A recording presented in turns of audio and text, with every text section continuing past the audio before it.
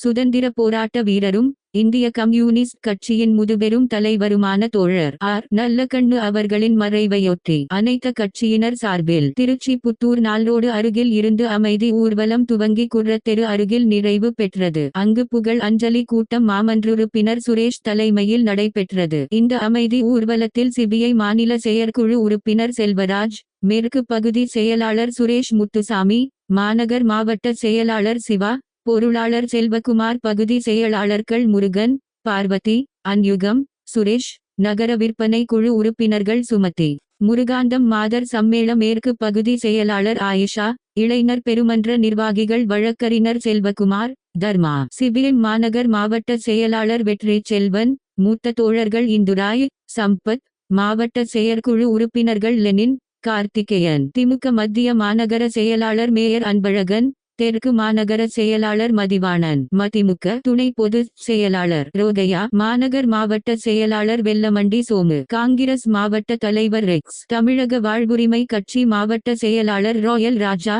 மனிதநேய மக்கள் கட்சி பயசகமது, விசிக மேற்கு தொகுதி செயலாளர் புல்லட் லாரன்ஸ், ஆதித்தமிழர் பேரவை மாவட்ட செயலாளர் முருகேசன், சிபிஎம்எல் மாநில குழு உறுப்பினர் தேசிகன், கொங்கு நாடு மக்கள் கட்சி சேகர், விவசாயிகள் அமைப்பு சார்பில் திருவரங்கம் பாலசுப்பிரமணியம் உள்பட பலர் கலந்து கொண்டு உரையாற்றினர். பின்னர் அலங்கரிக்கப்பட்ட ஓர் நல்ல கண்ணுவின் உருவப்படத்திற்கு மலர் வளையம் வைத்து மலர் தூவி மரியாதை செலுத்தினர். திமுக கூட்டணியில் இணைந்துள்ள பிரேமல்தா விஜயகாந்தின் தேசிய முற்போக்கு திராவிட கழக நிர்வாகிகள் யாரையும் அவர்கள் அழைக்கவில்லை என்பது குறிப்பிடத்தக்கது.